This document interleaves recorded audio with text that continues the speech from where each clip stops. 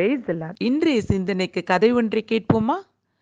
சந்துரு தான் ஒரு துணி வியாபாரம் தொடங்கலான்னு இருக்கிறதா பாபு கிட்ட சொன்னாரு. பாபு ஏற்கனவே வட்டி வியாபாரம் பண்றவரு. அவருக்கு சந்துருவோட இந்த யோசனை ரொம்ப நல்லா இருக்கே அப்படின்னு சொன்னாரு. அது மட்டும் இல்ல, உன்னோட வியாபாரத்துல நானும் ஒரு பங்காளரா ஆயிடுறேன் அப்படின்னு சொன்னாரு. அவங்க 2 பேரும் பேசிக்கிட்ட மாதிரி ஆளுக்கு பாதி பாதி பணம் போட்டு சந்தையில ஒரு நல்ல துணி கடையா ஆரம்பிச்சாங்க. வியாபாரம் நல்லா வளருது. பாபு தான் கல்லால தான் உட்காருவேன்னு முடிவெடுத்திருந்தனால அவரு கல்லாவை பார்த்துக்கிட்டாரு. சந்துரு ஏற்கனவே துணி வியாபார அனுபவம் தெரிஞ்சனால அவரு ஓடி ஆடி வியாபாரத்தை செஞ்சார். 2 வேலையாட்கள் இருந்த இடத்துல இன்னைக்கு 10 வேலையாட்கள் வர அளவுக்கு வியாபாரம் வளர்ந்துச்சு. அது மட்டும் இல்ல, தனக்கு வர லாபத்துல சந்துரு முதல்ல சின்னதா ஒரு 2 வீலர் வண்டி வாங்கினாரு. அதுக்கு பிறகு வந்த லாபத்துல ஒரு இடத்த விசாரிச்சு விலை கொடுத்து வாங்கினாரு. அப்புறம் அந்த இடத்துல ஒரு சின்ன அளவுக்கு வீடு கட்டலான்னு கட்டினாரு. இதெல்லாம் பார்த்துட்டு இருந்த பாபுக்கு பொறாமை ஆயிடுச்சு. என்ன இது, வர லாபத்துல இவன் பாட்டுக்கிட்டு கொஞ்சம் கொஞ்சமா வளர்ச்சி அடையிறானே அப்படின்னு யோசிச்சவரு தான் மனைவி கிட்ட போய் இப்படி பாபுவும் சந்துருவும் செய்யற அந்த வியாபாரத்திலோட வளர்ச்சியையும் அதனால சந்துரு நாளுக்கு நாள் தன்னுடைய வாழ்க்கையையும் உயர்த்தி கொண்டு போறத பத்தி மனைவி கிட்ட எல்லாத்தையும் சொல்லி புலம்புனாரு. உடனே பாபுவோட மனைவி, ஏங்க நீங்க கவலைப்படுறீங்க? வியாபாரத்துல நீங்க பங்கு போட்டிருக்கீங்க, நீங்க தான் கல்லால உட்கார்றேன்னு சொல்றீங்க, பேசாம சந்துருவ வியாபாரத்தை விட்டு வெளியே அனுப்பிச்சிடுங்க அப்படின்னு சொன்னாங்க. இந்த யோசனை பாபுக்கு ரொம்ப சரியா பட்டனால மறுநாள் வியாபாரத்துல சின்ன பிரச்சனைய பெரிய சண்டைய மாதிரி உருவாக்கிட்டார். சந்துருக்கு தான் நன்மை ஏன் இப்படி பண்றான்றது ஆரம்பத்துல புரியல. அதுக்கப்புறமா கடைசியா பாபு, சந்துரு இதுக்கப்புறமும் இந்த பிஸ்னஸ்ல நம்ம 2 பேரும் சேர்ந்து இருக்கிறது நல்லதில்லை, அதனால உன்னுடைய ஆரம்ப லாப நீ போட்ட அசலையும் அதுல வந்த லாபத்தொகையையும் நான் எடுத்து வச்சிட்டேன், நீ தயவு செஞ்சு எடுத்துக்கிட்டு வெளியே போயிடு அப்படின்னு சொல்லிட்டாரு. இதை கேட்ட சந்துருக்கு ஒரே அதிர்ச்சி. ஏன் இப்படி பண்ணிட்ட பாபு, அவசரப்படாத அப்படின்னு எவ்வளோ எடுத்து சொன்னாரு. பாபு கேட்குற மாதிரி இல்லை. தொகையை எடுத்து வச்சிருக்கதாவும் நீ வெளியே போகணும்னு சொல்லிட்டாரு. பணத்தை எடுத்துக்கிட்டு நேரா சந்துரு வீட்டுக்கு வந்தாரு. அவரோட மனைவி கிட்ட எல்லாத்தையும் சொல்லி ரொம்ப கவலைப்பட்டாரு.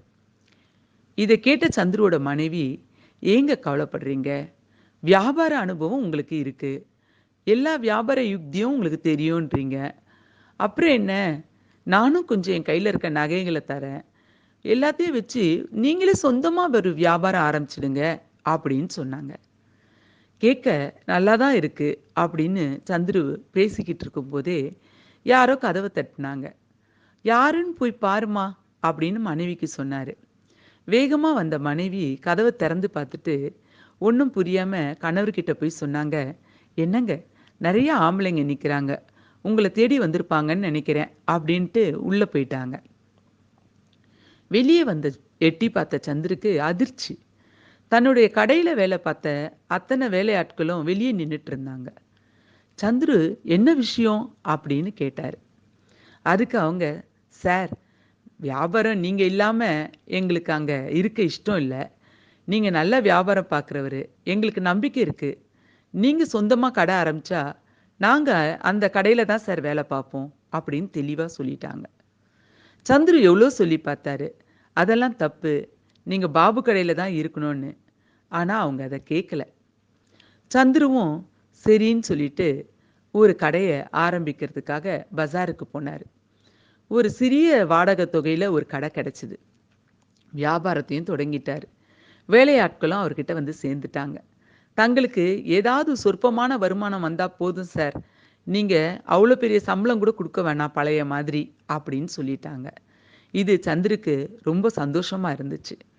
வியாபாரத்தை தொடங்கின நேரம் பண்டிகை நேரமாக இருந்துச்சு.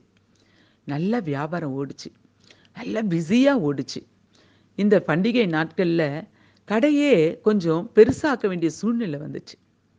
கடை பசங்க, சார், கடையை கொஞ்சம் பெருசாக இருந்தால் நல்லாயிருக்கும் சார் அப்படின்னு சொன்னாங்க. அதுக்கேற்ற போல் கடையை கொஞ்சம் பக்கத்து கடையும் கேட்டு வாங்கி பெரிய கடையாச்சு. இதோட அந்த வேலை பசங்க சும்மா இல்ல.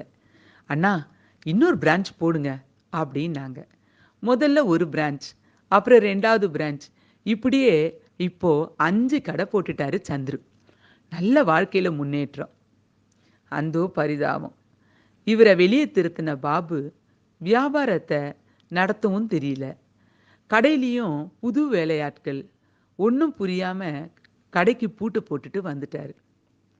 பழைய வட்டி வியாபாரத்தையும் நடத்தி பார்த்தாரு. பழைய மாரி ஓடி ஆடி அவரால வேலை செய்ய முடியல. வேற வழி இல்ல.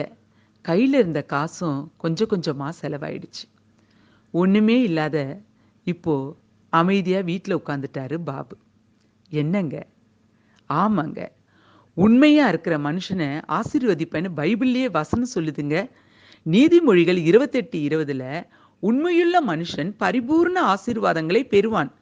ஐசுரனாகிறதற்கு தீவிரிக்கிறவனோ ஆக்கினைக்கு தப்பான்னு சொல்லப்பட்டிருக்குதுங்க. என்னங்க, நீங்க உண்மையா இருக்கீங்களா?